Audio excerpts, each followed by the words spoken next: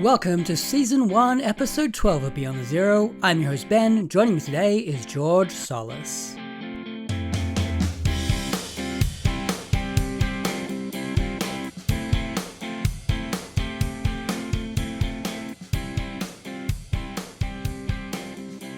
George is a writer, editor, and podcaster, and he runs the literary journal The Kaleidoscope. Welcome to the show, George.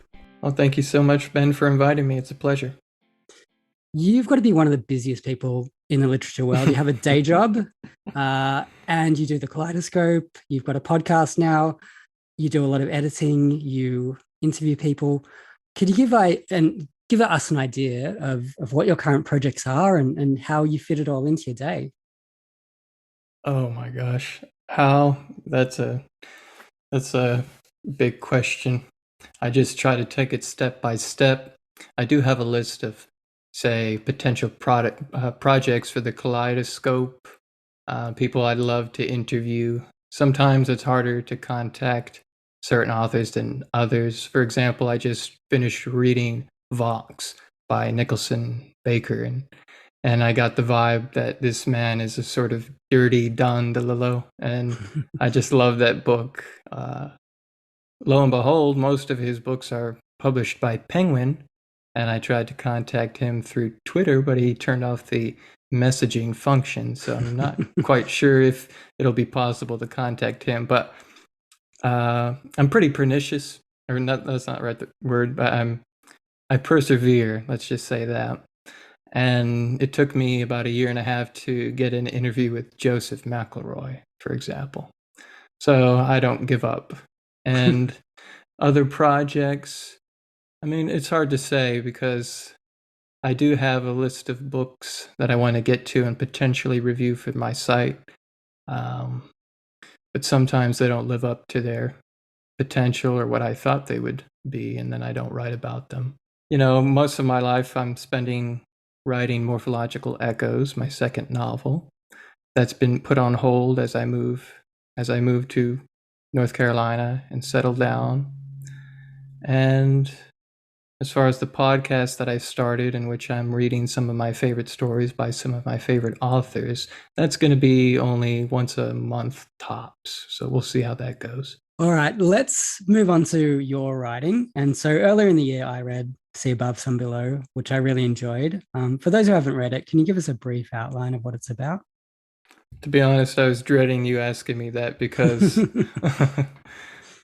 I really don't like summing up my books because it's not a point A, point B story with a bow tie wrapped around it.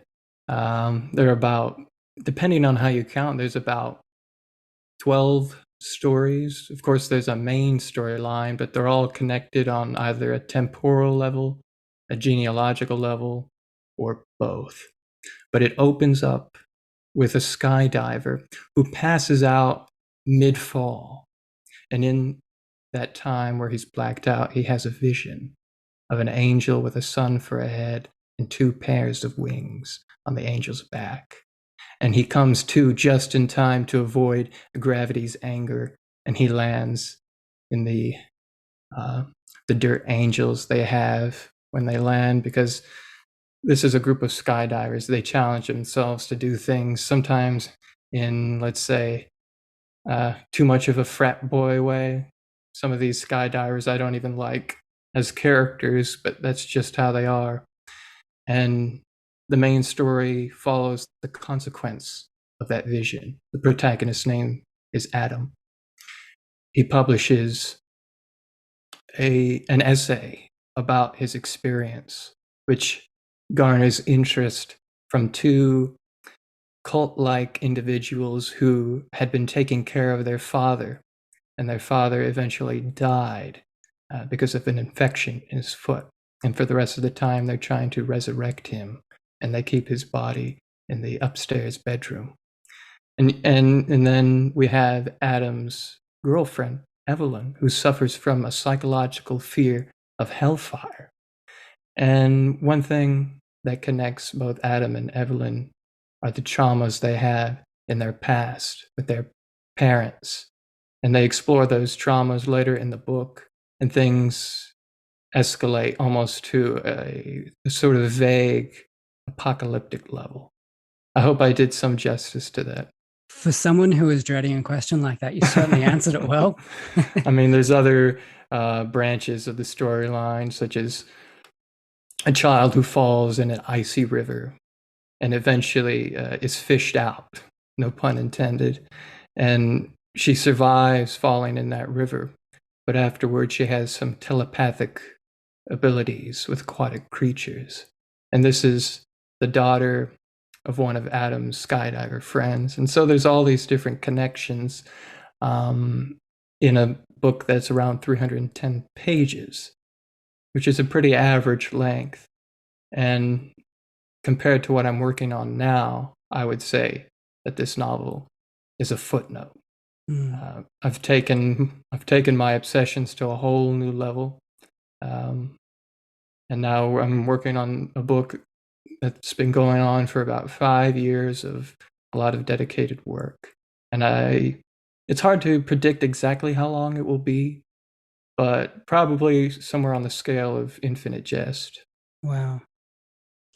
With, I guess, your first book, and you've talked about Adam and Evelyn, and Evelyn, for those who can't think of how that name is spelt, has the first 3 letters EVE for Eve as well. Mm-hmm. So within your book, there's a lot of myths, there's a lot of biblical themes. So let's talk a bit about your interest in mythology. Okay.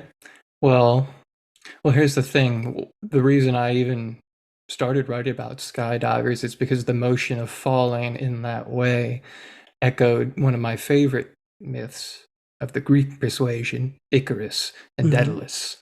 And then there's, of course, the fall echoes throughout all kinds of mythology. You have the fall of man with a capital M. You have the fall of Satan. You have the fall of Humpty Dumpty. You have the fall of Finnegan in his wake. And so I explore all those falls. As for Christian mythology specifically, I studied that a lot because I wanted to understand the mind of believers, because no one currently believes in Greek myths, but the Christian myths are more self-sustaining. Is that the right word? I suppose so, yeah. And so trying to understand people who believe in those in a literal way, I've read up on that and the psychology behind that. And so I have an intimate knowledge of that, and I used it to play with the falls and all the other themes you'll find in the novel. It really comes together beautifully at the end as well. I won't spoil it for anybody, but the way you finish that novel and the way you bring back everybody at the end kind of thing is it really finishes in a satisfying way for something that in part is like I guess it's like a Russian doll narrative in a way, because your stories are interlinked by, as you said, like genealogy or other factors, but there's a lot of separate stuff going on there, and the way you tie it all together at the end is fantastic. Thank you so much. I love the Scheherazadian impulse, as it were. So I'm always dealing with stories beside stories, stories within stories. And again, in my second novel, you'll be getting quite a bit of that. We could talk about that later if you want. Yeah. One of the books that it reminded me of was The Centaur by John Updike. And that's a book that is really heavily based on myth, and then also drags you back into a real people-based, solid, emotional story. Were there any authors who you took inspiration from for this book? Funny you mentioned The Centaur, because I had been meaning to read that novel for quite some time when I was sort of on an Updike kick, and I read all the Rabbit books, for instance, but I never did manage to get to The Centaur before I started going deeper and deeper into literature. I might have to check that out. And but as far as inspiration for Sea Above, Sun Below, the most potent was certainly the Satanic Verses by Salman Rushdie. That novel also opens up with with a two fall. protagonists falling. And that was not a purposeful illusion. I only consciously compared that later on after I had written the opening to my novel. I don't want to compare those novels too much because mine is a first novel, and the Satanic Verses is one of his masterpieces that he labored over for, I think it was 6 years, maybe. Mm. But that also has the sort of matryoshka dolls and things of that nature. Yeah. Have you read Grimace by Rushdie, his first book? I have not. That's one of the few I'm saving. So that is also heavily, heavily influenced by myth. And I think that's something that really, in a way, I guess Essential and Grimace were two of the books that I thought about reading your book. So I think that's pretty I think that ties in with your work really nicely, the way you've got the Satanic Verses in there as a bit of a inspiration for your book. I should mention that I started writing Sea Above, Sun Below near the end of college as part of my senior research. I never did finish it for the senior research. I was a bit ambitious. I double majored in psychology and ended up doing a whole separate set of research for that major. But what I wanted to do was explore the Icarus myth in 20th century works. And so I read Song of Solomon by Toni Morrison, The Sea by Iris Murdoch, and A Very Old Man with Enormous Wings by Marquez, which is a short story. It's a beautiful short story, isn't it? Oh, it's one of my favorites. That's why I quoted it at the beginning of my novel. And I'm trying to remember the others. There was a children's book, if you will, by Brian Greene called Icarus at the Edge of Time. And he takes the Icarus myth, turns it into a sci-fi version in which he's flying too close to a black hole. It has beautiful NASA imagery to accompany it.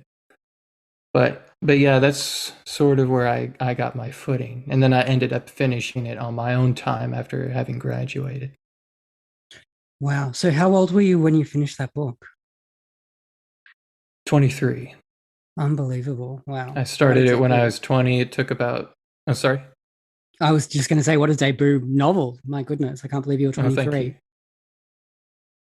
That's what a lot of critics have been commenting on, the young age at which I wrote it. All I can say is it's my first try. I did as good as I could possibly do at that time. Obviously, I do think I can do better now that I've grown in the 5 years that have since passed. So wait and see. Wow.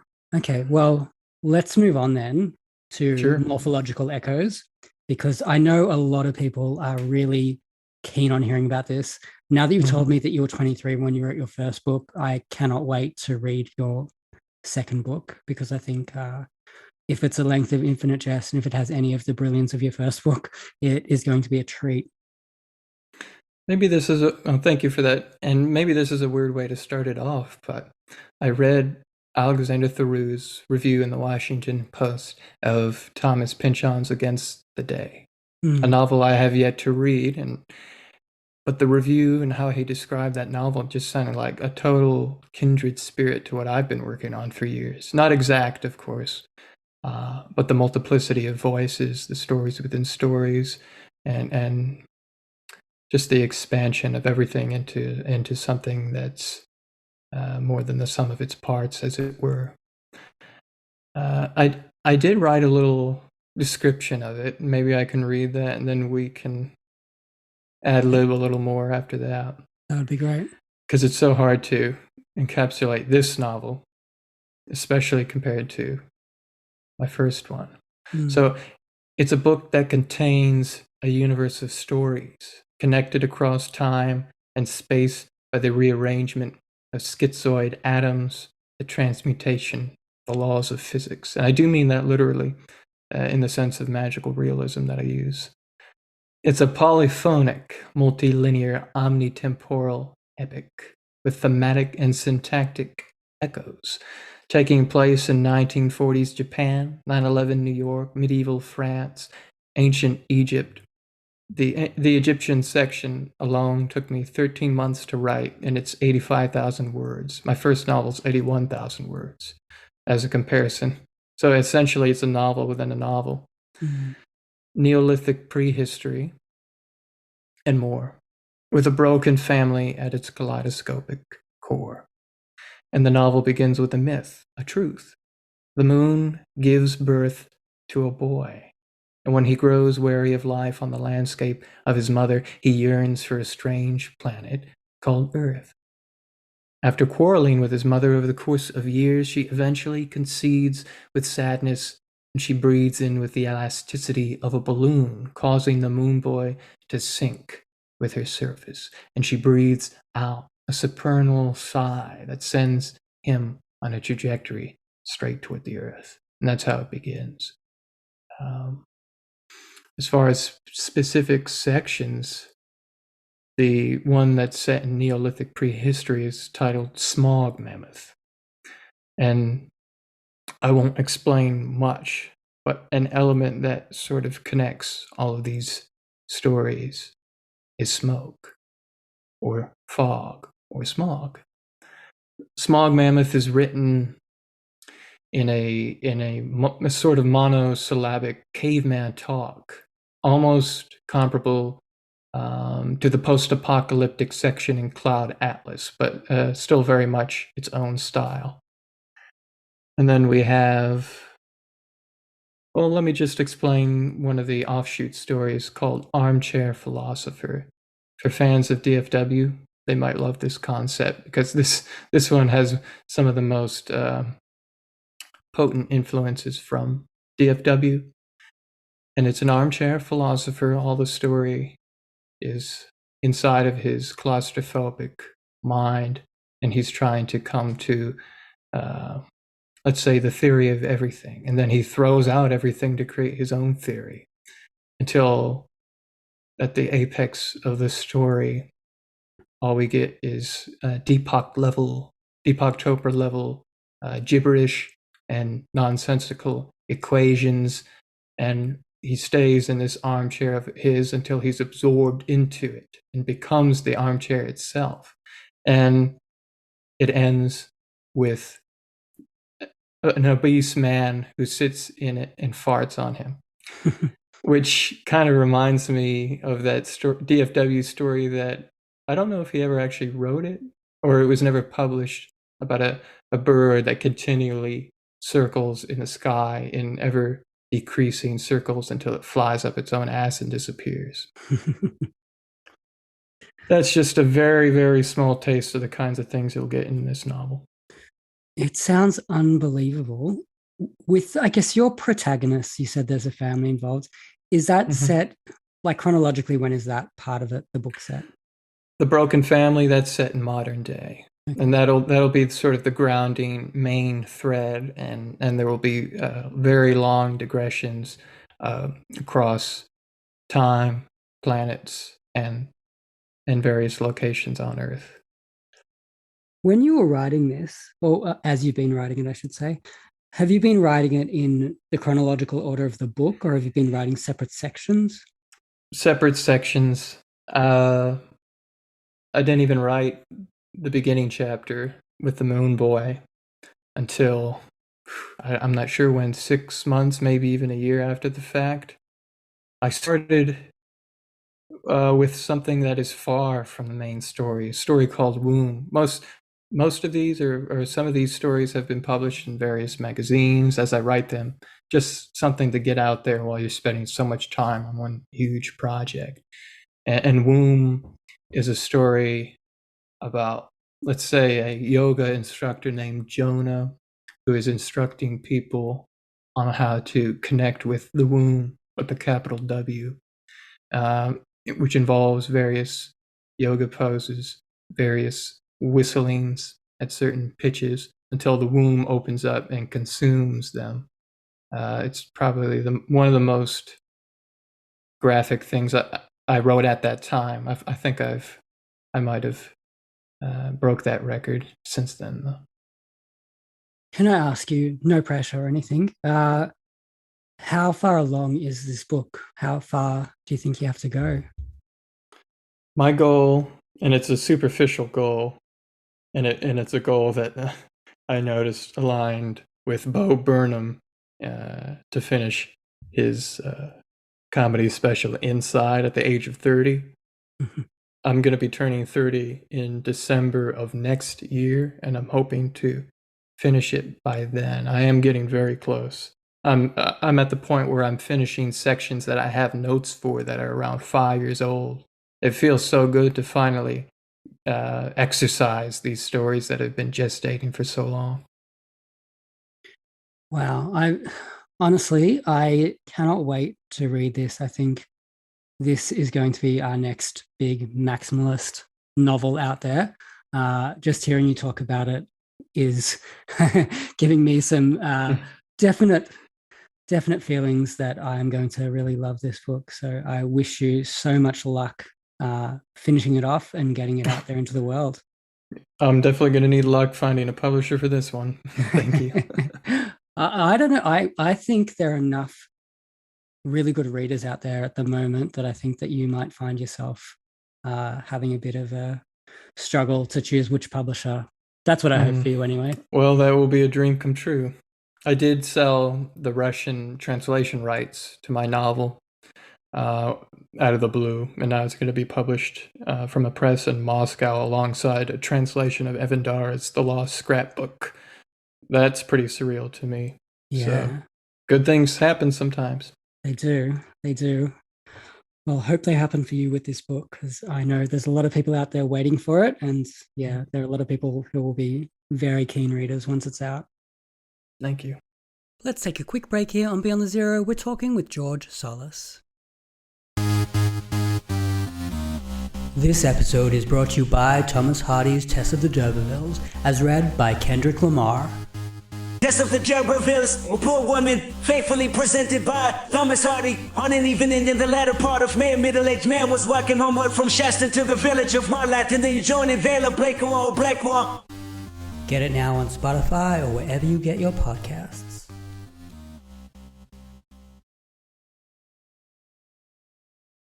Welcome back to Beyond the Zero. We're speaking with George Salis. Let's move on to the Kaleidoscope. That's something you've been running for quite a while.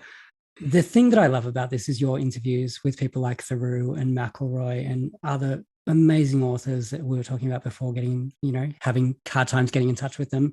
How has that experience been for you? It's been more than I could have ever imagined, for sure. It started off with some humble beginnings. I just wanted to start publishing fiction that aligns with my unique tastes, something that I don't see too often with other online publications or any publications for that matter. Fiction that one might consider innovative, difficult. I hesitate to use experimental, but a lot of people know what I mean when I use that word. Purple prose sings to me. Of course, I publish poetry as well.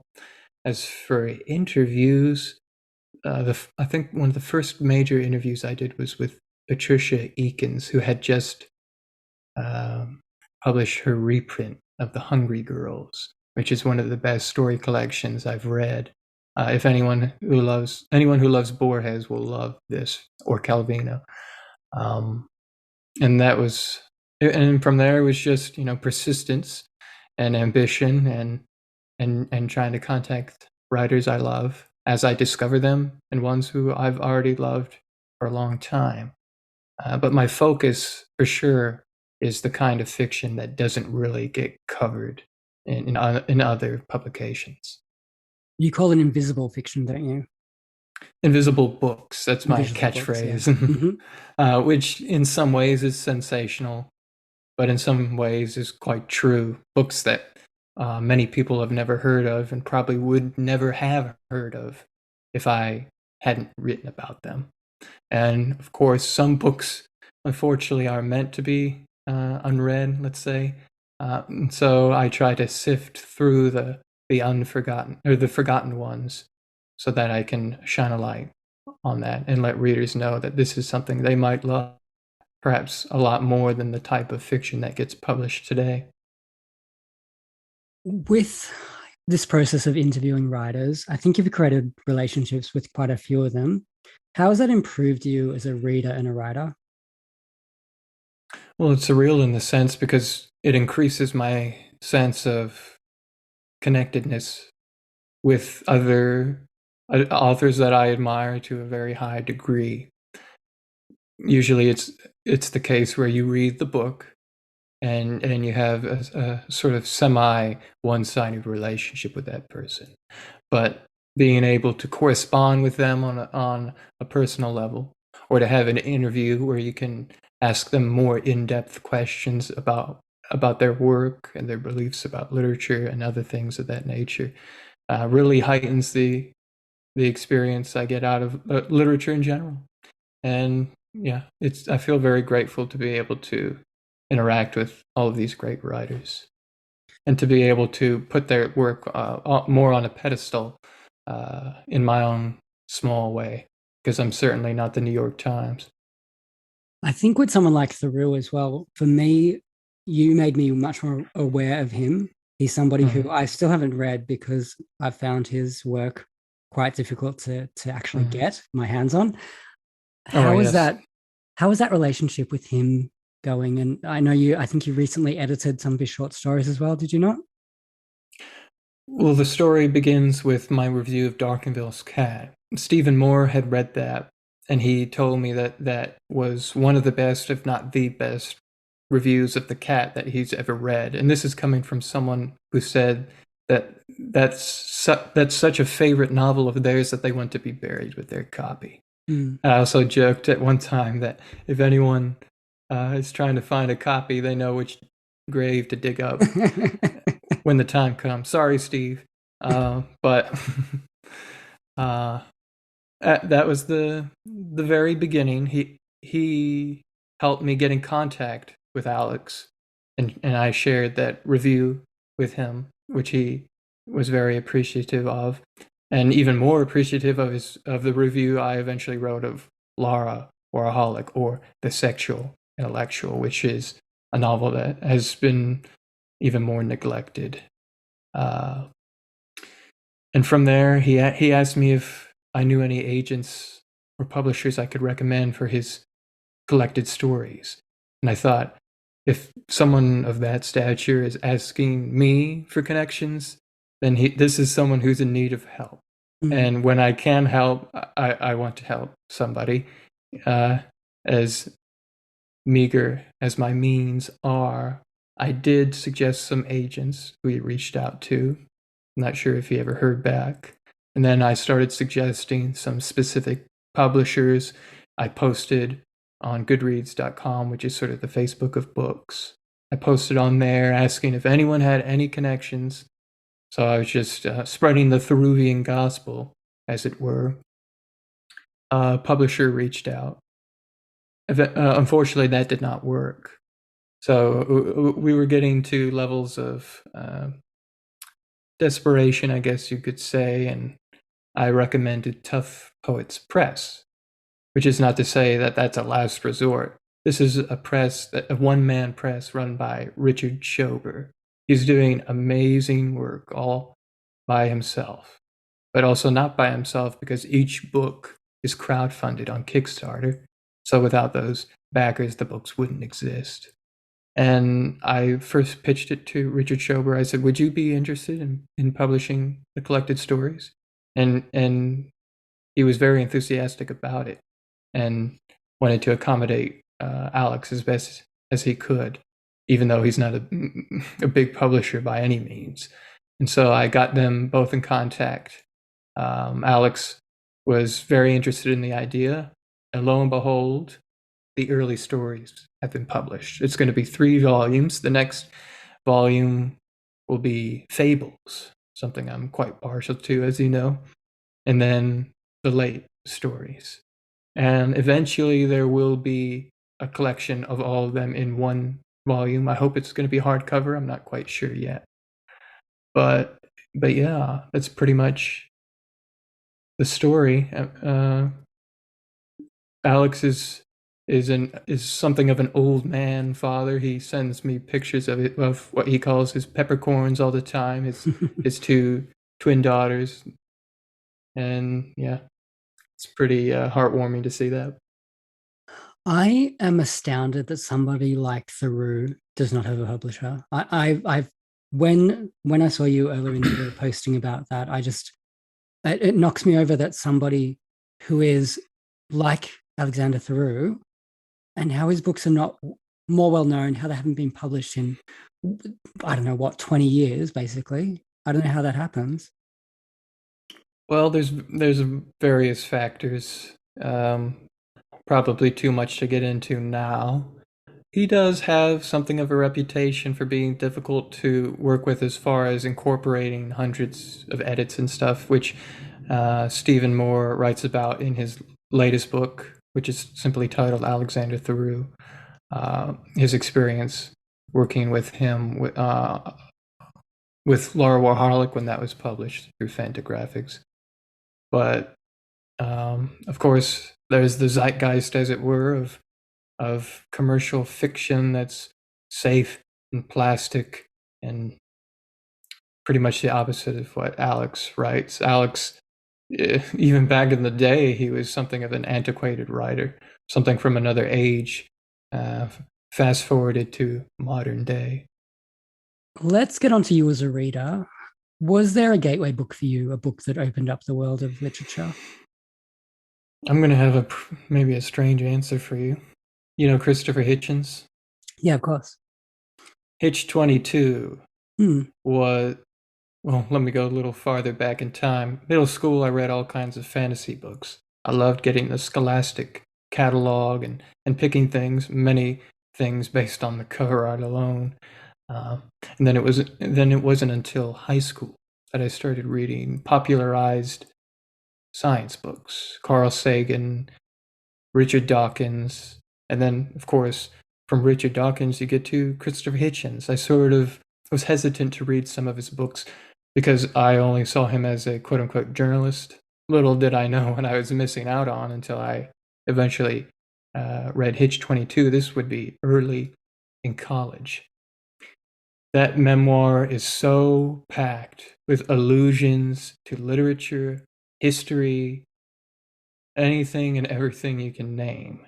And so I had Google and Wikipedia and everything else at the ready as I was reading each page, looking up his amazing verbose vocabulary and all the allusions. And as you know, Hitch existed within a very tight circle of friends, which includes Martin Amis, Ian McEwan, and Salman Rushdie. From there, I got interested in those authors. I read, I think it was Amis's memoir Experience. So I guess I was on a memoir kick at the time. And then I found his Times Arrow at a bookstore that unfortunately doesn't exist anymore in Central Florida. That was a pretty interesting read as far as starting to get into serious literature so late in life. The backwards timeline of a Nazi and exploring what it's like instead of destroying a race of beings to create them out of lightning and gas and bullets. So that was extremely fascinating and remains to this day one of my favorite books. From there, I read more Amos and also branched out to read more Ian McEwan. And eventually I got to who is so dear to my heart, Salman Rushdie. I read, I believe it was The Ground Beneath Her Feet first, because I wanted to get my feet wet first before I read what was considered, and I agree, his masterpieces, The Satanic Verses and Midnight's Children. And that's how it all started. Well, The Ground Beneath Her Feet is full of myth as well. You've got Orpheus in there. Oh yeah. It's not as good as his twin pillar masterpieces, but I still think it's him quite at the height of his powers, and I love that. Let's talk more about him later because I think we've probably both got a lot to say about him. We'll keep him for a little bit. let's chat about what you're currently reading, what's in your TBR pile, and what things you're looking forward to. Well, I mentioned Vox, Nicholas and Baker, the Dirty Don DeLillo. And I found that at going to my first bookstore here in North Carolina. I haven't been out too much as I'm doing all these chores trying to get settled. But I really enjoyed that. And from the same bookstore, I picked up the Fermata. So I'll definitely get to that as well. Other than Baker, I do have a to-be-read pile on my desk. This mostly consists of writers I'm interested in interviewing or invisible books. Mm. A lot of my reading is, for better or worse, dictated by my column. So I can just look over to my right and I see Horseplay by Lee Siegel. I currently have a review of his Type Erotica, which is one of his more recent books. Highly recommended to any fans of Henry Miller. And Love in a Dead Language, which I think is his master work and belongs in what I'm calling the perversity trinity, which includes Darkerville's Cat and Lolita, about learned men of letters who are in love with illegal labium. I have more Lance Olsen to read. I already interviewed and covered some of his work, and he was kind enough to send me a fat stack of signed books. And so I'm homing in on Dream Lives of Debris, published by Dzank, who is doing amazing work getting more Joseph McElroy out there to readers. I have Cărtărescu. I don't take authority on pronouncing that Romanian name, but he wrote Nostalgia, published by New Directions, which I'm excited to read and hopefully come out with a bilingual interview. And I recently obtained The Devil to Pay in the Backlands by João Rosa. I don't know. Have you heard of this novel? No, I haven't heard of that. It sounds very interesting. Well, it's an invisible book, let me tell you. It was actually on Joshua Cohen's list of Ulysses, the Ulysses of each country, which is somewhat of a sensationalist categorization. But if it helps people branch out and find more amazing books to read, then more power to you. So this is considered the Brazilian Ulysses. It's so out of print. I think there might be a new translation coming out titled The Devil in the Whirlwind, which has something of a more mellifluous tone to it. However, I don't want to sit on my bum waiting for this new translation. I have this very rare copy, which I plan on reading, reviewing, and I hope to have an ebook to disseminate it to willing readers, because I believe literature should be available to all no matter what. And that's why I disseminate an ebook of Darkerville's Cat whenever I get the chance. I get about an email every couple of weeks or so, people asking for the ebook version. I might have to hit you up for that as well. Would you like more about what I'm planning to read? Or Absolutely, yeah. Well, I recently obtained My Horse and Other Stories by Stacy Levine. This comes recommended to me by Wendy Walker, who was an early project of mine, and most recently her novel, The Secret Service, which is an uncategorizable sci-fi fantasy grail quest, will be reprinted by Rick at Tough Poets Press. So be on the lookout for that very soon. She says this is one of her favorite books by Stacy Levine, and I'm hoping maybe to find a story that I love enough, and that is the optimum length for my podcast, the Kaleidoscope podcast. Mm-hmm. Recently, I received a review copy from NYRB of Abel and Cain by Gregor von Risori. This has an introduction by Joshua Cohen, and it's very thick, let me tell you. It's sort of a combination of two books that are meant to be together. And I don't have too much expectations for it, but it's translated from the German. It's always good to get your dose of translated fiction in. I have the book of Portraiture by Steve Tomasulo, one of the most recent projects on the Kaleidoscope. Steve wrote Vass, an opera in Flatland, which has typographical trickery on the scale of Danielewski's House of Leaves, and definitely pushes the boundary of what a novel as an art form can be, maybe should be, with collage elements and all kinds of things going on. So I highly recommend any books by him, but Vass is a great place to start. And not too long ago, I published a bilingual interview with Ibrahim Al-Koni, which is who is a very popular and very prolific Libyan writer, and yet he is not so much read in the U.S. Is he read at all in Australia? Do you know? Not at all, as far as I know. Well, I started with his slim volume Anubis, which takes the desert myths that he grew up in, which are related to, of course, Egyptian myths, and explores the more primordial myth of Anubis that comes before the one as we know it from Egyptian mythology. But I have what he considers his best book, and it is subtitled A Tuareg Epic. It's titled The Fetishists. I'm looking forward to getting to that. Maybe we can do one more. We have, if I'm pronouncing this correctly, Aroina by Tom Mallon, published by the now defunct Verbivoracious Press. And the description, it sounds like something I would love dearly. And it's inspired a lot by the Oxen of the Sun episode of Ulysses. But we could talk about Ulysses later. I don't want to get ahead of myself. I always make a joke on this podcast, because it's actually not a joke anymore, that this is just costing me money every single week. And yes, I'm going to buy quite a few of those books already. I have a feeling most of your top 10 I won't need to buy, but yeah, I think there'll be quite a few on your list that I am going to put on mine very quickly.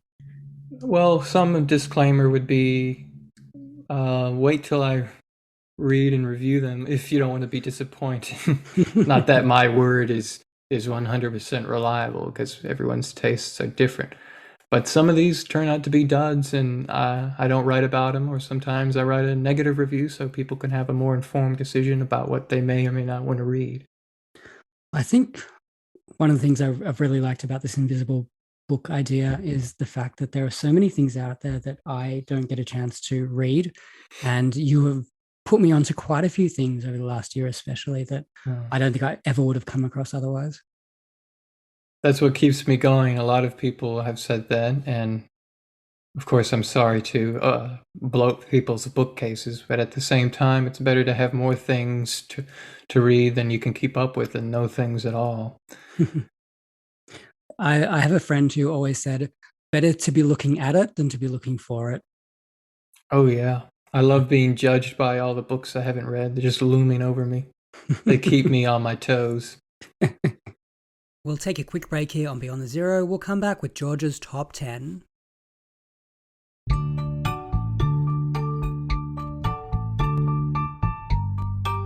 This episode is brought to you by Facebook Play, the new place for your toddler to learn, have fun, and share all of their data. Facebook, fucking people up since 2004.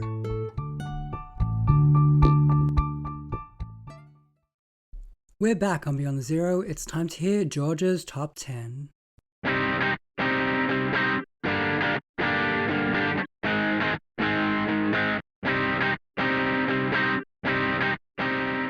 I want to say a disclaimer by way of claimer. This is my list, informed by books that are the most influential to me as a writer, a reader, and as a person in general. Books that come every few years at best in a person's reading life. A lot of them come from earlier in my reading life, when I'm just discovering literature and discovering what I love and not knowing quite what else is out there. although in some cases it can be that not everything lives up to what you first found as an initial love. And I say this because my list is not informed by demographics. They are men. They are quote unquote white, which can offend some people. But if you want me to make any kind of list based on any kind of demographic, let me know, shoot me an email, and I'll send it your way. So without further ado, number 1. Can you guess it? I think you're going to say the Satanic verses. Oh, so close. Uh, Ulysses by James That Joyce. was my second choice. I often think of this as the be-all, end-all of novels, which, of course, is hyperbolic, but it's a hyperbolic book. A lot of people focus on the fact that it's set within a 24-hour time period, the fact that it's set in one city, Dublin. But these are kind of superficial gleanings from the text. What makes Ulysses is the polyphony of voices and forms. Each episode is so unique. You have the Siren episode, which is based on music and has the most melodic prose out of pretty much all the episodes. You have the Circe episode, which, if I remember correctly, is a play. Aurelius, I may not remember the exact titles, is based on newspaper headlines and type. And Oxen of the Sun, which is set in a hospital, teaching ward, or maternity ward, if you will. And the text evolves from the most primordial prose, including Latin, and evolves to modern day, mimicking the formation of a fetus in the womb. That's brilliant. And that's what is partly what makes the book such a joy to read. I paused Echoes for about 3 months to do a deep dive of Ulysses. I had the Gifford Guide in one hand, and I had the new Bloomsday book in the other. And they unlocked many of the portals that would otherwise be closed. So much elusive, so many allusions to the history and the mythology of Ireland. And that's pretty much the tip of the iceberg, because you can go deeper and deeper. Mark Delaney, I can't remember if his name is something Delaney. He has a podcast about each line in Ulysses, and he didn't even live to finish that podcast. Every week he would talk about a line. That's how much there is to unpack. Don't get me started on Finnegan's Wake, because I haven't even read it. So didn't he say he wanted to keep scholars busy for like 100 years, or how long? That's right, yeah. I love Ulysses. I am in awe of that book, and it is something that I've read once really well, and I've tried to reread, and I am just desperate to have 3 months where I can do what you did. That really just took me on a whole new level as far as a writer. It's one of those few books that do that, because it's a special experience. If every book did that, then it would be sort of a level playing field, and everything would be muted and umami. Oh, I could go so long talking about Ulysses. No book really has lived up to Ulysses. That's why it's my number 1. Of course, other books are really great for other reasons, but for the book, it's currently Ulysses. Maybe that will get usurped by Finnegan's Wake, but it'll be a while before I set aside time to do a very deep read of that. Number 2, Infinite Jest. It may not be infinite jest, but it's infinite emotions and feelings of all kinds, and paradoxes and contradictory elements. And one thing that really stood out to me with the Jest is how he uses tragedy to heighten humor. Or let me reverse that, humor to heighten tragedy. I was just talking with a friend of mine about some of the things that have stayed with me after I read Infinite Jest, including the video phone episode about people wearing masks and the increasing anxiety and superficiality of it all. That was such a creepy, depressing, but also hilarious section of the novel. It was all those at once.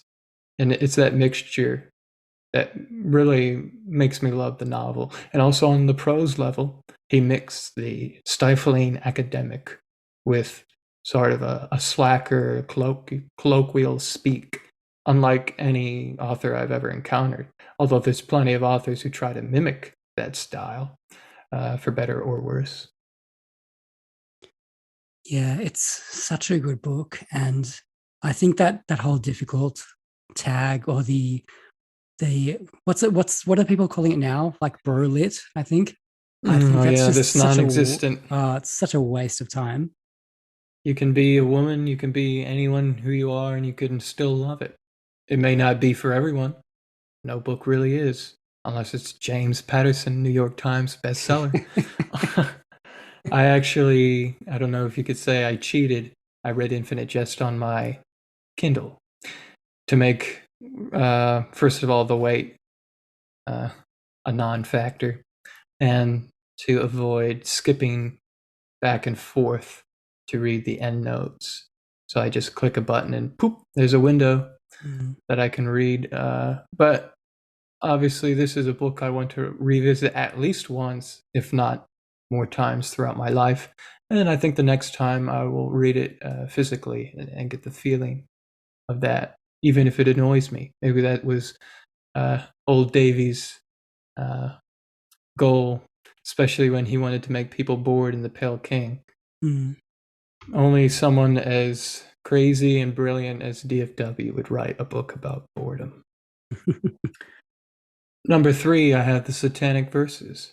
Maybe we can keep things brief by telling people they can listen to me talk in depth about that true love of mine on the Books of Some Substance podcast.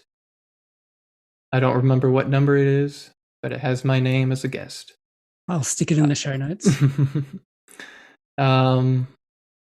With Rushdie, so Satanic Verses and Midnight's Children are obviously, the two things he's going to be remembered for, I think. Have you got some other highlights of his career? Because I think I've read everything, and his recent books haven't thrilled me whatsoever. But have you got some other choices in there that you think are worthwhile? His post-2000 works are hit and miss. I mean, Fury is certainly his worst book. But there was even still some things to enjoy about it. Haroun and the Sea of Stories. I really enjoyed that. And maybe I'm in the minority when I say that I actually enjoyed the sequel to Haroun, Luca and the Fire of Life, even more. That has, the Lewis and Carroll vibe, and it almost brought me back to the time of when I read fantasy in middle school. Just an escapist quality to it, but also a love of language and literature. And it's so playful. So I'd recommend that for sure. And East-West, his story collection, has The Prophet's Hair, I believe the story is titled. That's a great story, and there's some other ones that are some real gems that I'd recommend. And his memoir, Joseph Anton, I really enjoyed that. So anyone who's a fan of him should certainly delve deeper with that. All right, cool. Well, let's move on to, number 4? Well, 3 and 4, I was going to say The Satanic Verses and Midnight's Children. Those are his twin pillar masterpieces.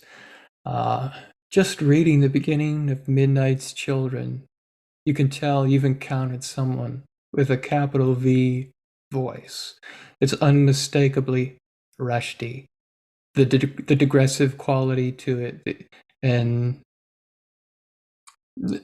just the narrator, Salim, is unlike any I've encountered, really. And for number 5, Ficciones by Jorge Luis Borges, or, as I heard Norman Mailer say on BBC, Jorge Borges. This is a maximalist writer by way of minimalism. Each story is its own universe, bigger on the inside than it is on the outside. Such a slim volume that could be read over and over, and that could be just, a labyrinth, which is one of his most potent obsessions. Labyrinths, tigers, mirrors. I actually wrote, well, I guess I could say I wrote 2 stories specifically for an anthology call for submissions about the afterlife of writers. And it's called Afterlives of the Writers, in which you imagine a writer in the afterlife, whatever that may mean for them specifically. And I wrote one about David Foster Wallace in his style, and I wrote one about Borges called Tres Borges, which is something of a sequel of Borges and I. I don't know if you read that poem / short story of his. One of his other obsessions is doppelgangers. And so, well, my name is Jorge, depending on who you ask. I'm not Spanish or anything, but I wrote Tres Borges in typical Borgesian fashion. I said that the excerpt of that brief story came from an apocryphal page from a different book called Afterlives of the Writers. So there's a lot of layers in a story that's only a paragraph long. Number 6, If on a Winter's Night a Traveler. The ultimate, in some ways, this I think is the be-all, end-all of books. It covers all the styles in a very, for some people it may be annoying, for others it could be edging in the best possible way. Have you read it? Yeah, I do love that book. I love the way it starts. I love the digression. I love the fact that you don't know what's going to be on the page afterwards. It reminds me of, I don't know if you read them when you were younger, but we used to get these choose your own adventure books. And I felt the same way when I read his book for the first time, because it really is, you just don't know what's going to happen on the next page. You don't know where he's going to turn or what he's going to do. And it's so much fun. There's a lot of commentary. Well, it's a book about a reader reading a book, and there's a lot of commentary on the act of reading, especially near the end.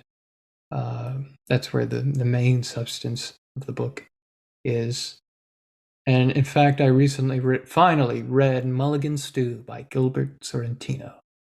And they were almost published at the same time. I think a couple of years later, If on a Winter's Night a Traveler was finally translated into English. Mulligan Stew is the ultimate book of a writer writing about writing a novel. And which can be cheesy on a surface level, but Sorrentino explores this concept to its ultimate conclusion. And especially when he features the writer he features is a bad writer, and you have a lot of fun with all the different kinds of bad writing you encounter, from bad erotica poetry to fiction that uses synonyms for dialogue tags ad nauseum. But yeah, there's a lot of overlap to those books. But because there's so much bad writing on a purposeful level, I would say that Calvino's book is a lot more enjoyable, even though I think a lot of readers can get a lot from the stew, which will be published on the site next month, my review. And it includes a recipe for how to make mulligan stew. Number 7. Again, a twin pillar masterpiece from an author. I have Invisible Cities by Italo Calvino. So slim of a volume, but it demonstrates how, if you will, minimalism can be just as effective, if not more so, than uninhibited maximalism. Is it poetry? Is it a short story collection? Is it a novel? Who cares? It's amazing. and it even influences architects of all things. This is one of the ultimate books for dreaming about travels that you will never take. Maybe it's the perfect book to read during a pandemic, to escape quarantine.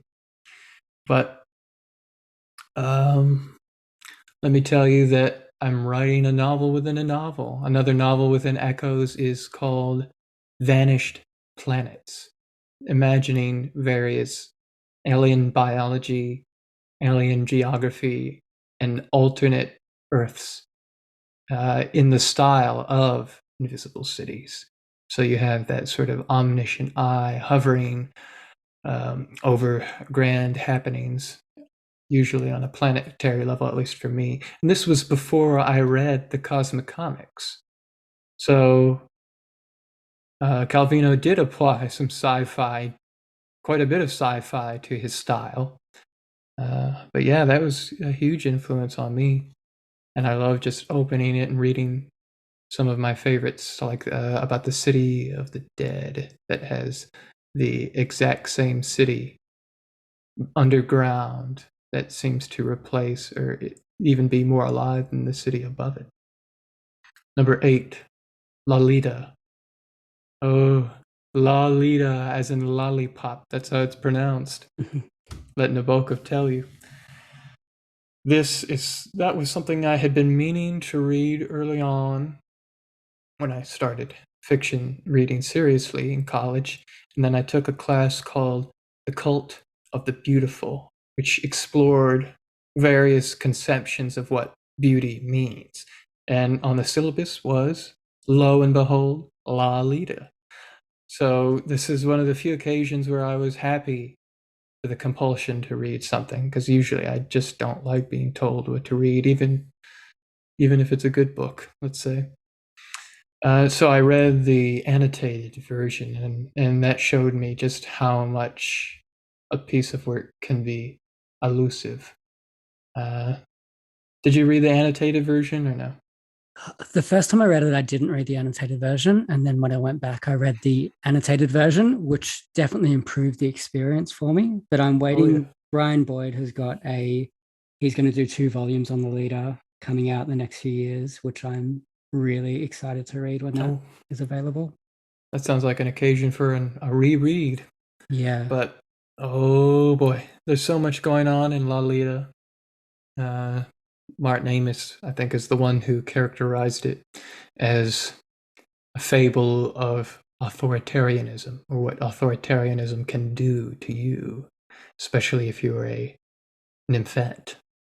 And also, I remember in a video I watched, someone else who was interviewing Nabokov live categorized it as a way to bring back the shock factor of star-crossed love, as it were, or illicit love, now that we've moved on from Victorian ideals. So how do you make something so shocking now when everyone's been inured to all that kind of stuff?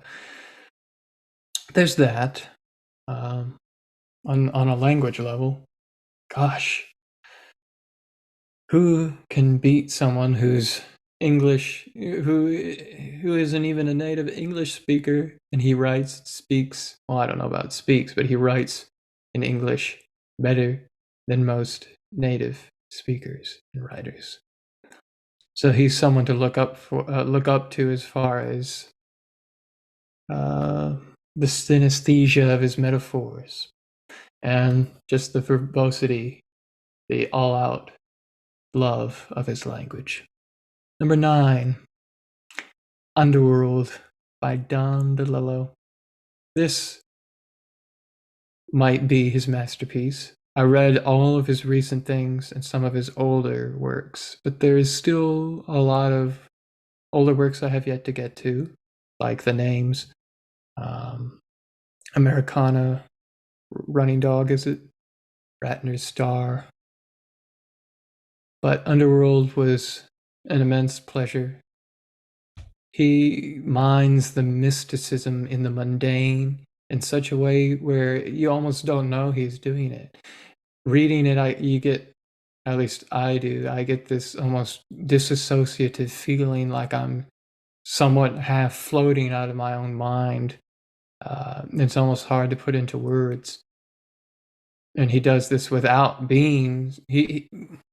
I like to compare Underworld as the more tame, more calm version, or at least relative, of Infinite Jest, which is a more schizophrenic and hallucinogenic experience. And we know how much DFW idolized DeLillo. But yeah, I absolutely loved it. And it has one of the best endings to a novel. I recently revisited that ending, and I was still like, wow, that's amazing. And even Videotape, which is a section of the novel, I think was published separately before, maybe after, written in the second person. That's one of my favorite short stories of all time. I remember trying to teach that in a class in Bulgaria for my ESL students. Unfortunately, I was basically talking into a mirror, but I did learn that teaching, or trying to teach fiction, you can mine a lot more than you would otherwise. Number 10, Darkenville's Cat by Alexander Theroux. Maybe I should do my Michael Silverblatt impression. I'm Michael Silverblatt, and I love Darkenville's Cat. Does he love it? I don't know. They have some kind of beef between them, but I still think he loves it secretly. This is one of my most recent revelatory reads that lives up to the hype and beyond. The language alone is, you know how James Joy said if Dublin was destroyed, you could rebuild it based on his book. If the English language was destroyed, you could rebuild it using Darkerville's Cat. It has words that even etymologists don't even know, words that haven't been uttered in centuries. So that alone is one reason why I love it dearly.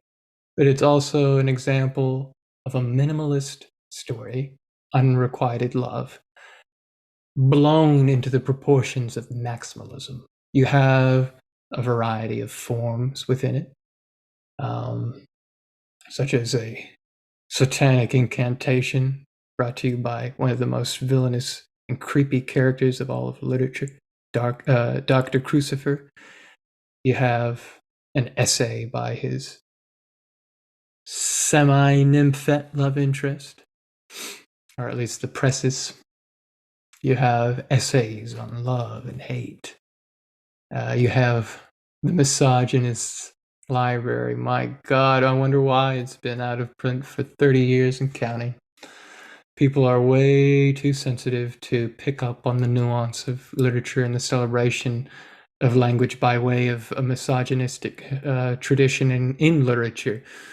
If anyone reads it without wanting to be offended right away in a knee-jerk reaction, they will see that Alaric Darkenville, the protagonist, is against Crucifer's ways. And just when he's about to go on to the dark side, well, read the book and find out. I will have to get you to send it to me. Absolutely. I can email it to you right after this. One thing I wanted to say was how, I'm backtracking some, but how Ulysses combines high art and low art. That it was also a revelatory combination to me because, literature can be too academic, too up in the clouds, let's say. But that combination of loving everything and bringing everything to the table, well, that was an influence on me too. That is such a good list. I think that's got so many good things in it and so many great insights from you as well. Well, thank you. It's a list based on the words alone, not the demographics. One thing I wanted to ask you in relation to your list as well is with McElroy. So luckily, I think he's having a bit of a revival at the moment. I think people are getting back into some of his works. Do you have a favorite work of his?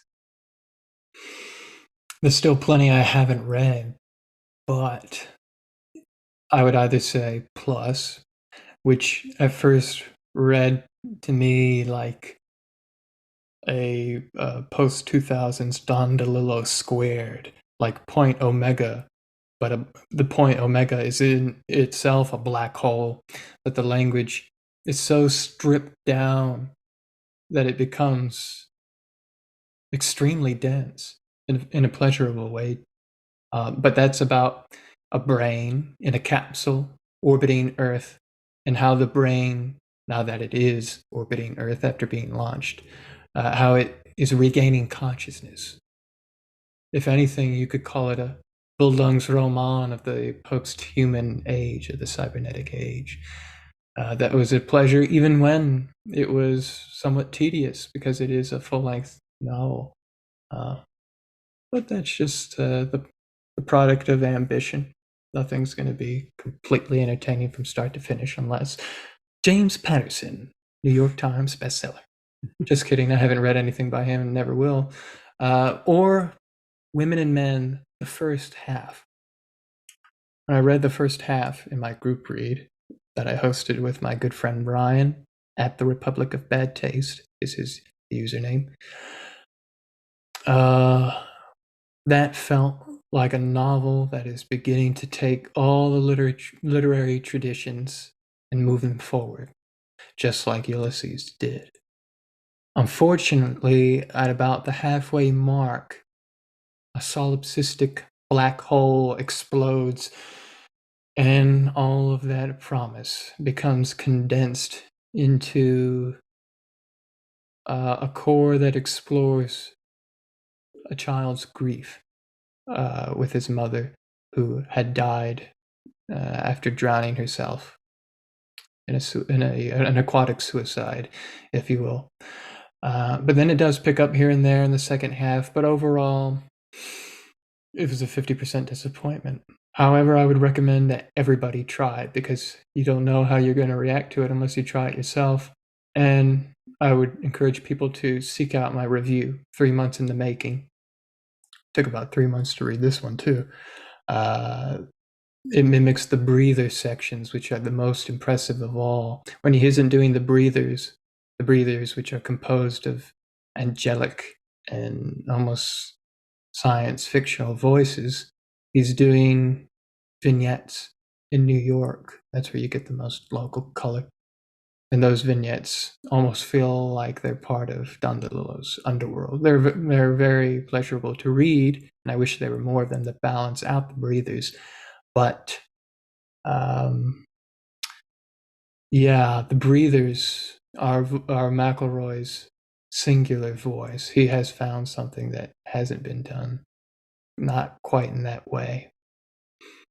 But to get the most out of whether you may like it or not, I would say read my review. Excellent.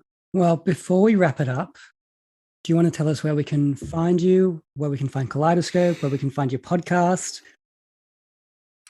www.thekaleidoscope.com. There's a Patreon for people who want to be my sugar daddy or sugar mama and support me as I buy all these expensive books and write about them in my free time. That would be patreon.com/the Kaleidoscope. And the podcast can be found on all major platforms, including Spotify, Amazon Music, and Apple. You can find me at george.salis for Instagram. And I'm also on Goodreads. I'm not sure how people can go to that. And most recently, I've joined Twitter. And you can find me sometimes tweeting at George_Salis. And I have my own website, www.georgesalis.com. George, what's the name of your podcast? Just simply the Kaleidoscope Podcast. That way people know how intimately connected it is to the main site. George, I can't tell you how much of a pleasure it's been talking to you. I am going to buy quite a few of those books that you've recommended. And I really hope we can do this again, and good luck with your writing. Oh, thank you so much for having me. It's a pleasure. Definitely want to do it again, and let me know what you think of any of those books. I will, and I'll be keen to read your reviews as well. Thanks so much. Have a great one, Ben. You too. Thanks a lot, George.